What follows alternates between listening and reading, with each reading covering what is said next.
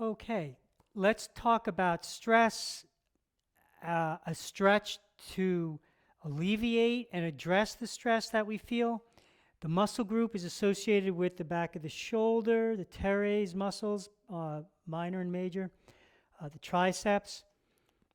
It's a resistance stretch, and it's different than worry. So this is for stress, okay?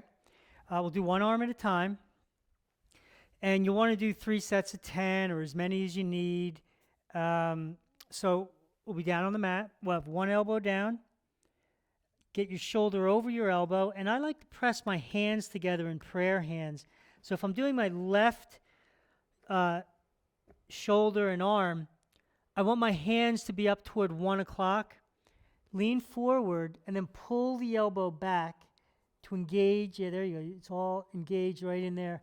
Keep resisting as you sit back. Relax. Let it go and come back to the start again.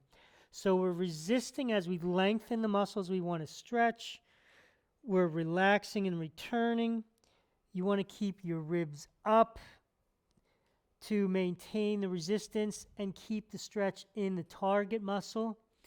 And again, you'll want to do 3 sets, a 10. You can do 4 sets, you can do more. But that's the technique that'll help with stress. So John, can you explain to people why on earth a stretch for the teres minor, teres major, and triceps would have anything specifically to do with stress? Well, so in Chinese medicine, people that are familiar with it, they know the lungs are associated with grief. The lung meridian runs along the chest. It's experiential. It's happened over and over again. So what meridian runs back there?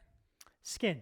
It improves the health of your skin, your lymphatic system, gives you more external rotation, helps you with peripheral vision. All these things that you can experience them. You don't. So it's basically a Chinese medicine theory that part of the body is where stress is housed. And if it's healthier and if the meridian channel's open, the fascia is healthier, you're going to be able to handle your stress better. Is that how you would describe it? Oh, yeah. It'll definitely help you identify it and handle it. Yeah. And so you said before, stress and worry are different. How are they different? Well, we associate worry with the pancreas and the medial hamstring on the back inside of the leg. So completely different meridian, completely different part of the body. Different part of the body. Stress seems to be an outside phenomena coming into us. Like, can you give an example? Well, I know athletes, they handle stress a lot. Business people that are making big business decisions.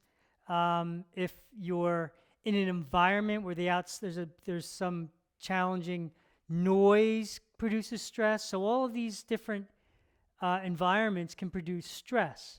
Now, and people handle it differently. Some people don't know it's stress, and then it overtakes them. Some people thrive on it. Everyone's got a different relationship with stress. And then how about worry? Well, how would you experience it? I mean, I experience it more as an inside phenomenon, something going on in my head. Like I'm worrying about something that probably will never happen, but I worry about it. I don't need the outside environment creating I think the it's phenomena. Definitely more related to internal turmoil. It seems to be, but I think everyone would have their own experience with it. We're just telling you a muscle group that will help deal with it. Well, so I think that's another point, is that we're not suggesting that your life become quote unquote worry-free or stress-free, because that's unrealistic. That's not being alive on the planet. It's more about being able to process the worry and process the stress. And when you have, these muscle groups and these parts of your body high functioning, it helps you to be able to process it. That's really how we think about it at Bendable Body. Would you agree? Process it, handle it, deal with it. You'll actually have the healthier the muscle group, you'll transmute it ultimately, but you'll be able to handle more of it. Which doesn't sound so good now if you're dealing with it, but that's what a better body and healthier fascia, that's where you're going. We're providing you with a physical doorway into this, emotional, psychological struggle. Yeah. But it's true. It's ultimately an experience. And so, like if a person is experiencing chronic stress or worry, when should they stretch? Do they stretch when it's happening, or does it become part of their like, routine life, or, like what do you recommend? Well, the general recommendation is to, modestly, steadily go after it. The 3 sets of 10 on each arm, every day. If you could spend 20 minutes constantly stretching a dozen on one side, dozen on the other. Just keep going back and end up doing hundreds. You can do it as needed if you're in the moment. If you're outside, you can't get down on the ground and do these things. But So like if you're like in the throes of intense worry, you could do a pancreas stretch, or if you're in the throes of intense stress, you could do a skin stretch, and conceivably it would get better. it will, yes, it will get better. Cool. That's why we do this, because it works and we get the results. Great. But we So want you to ask questions, and we'll help you through the process. go ahead and leave a comment, ask any question. Check out our other blog posts. We have a number of videos that have other versions of skin stretches and pancreas stretches. YouTube channel, lots of videos, and the blogs have lots of videos. Thanks for watching.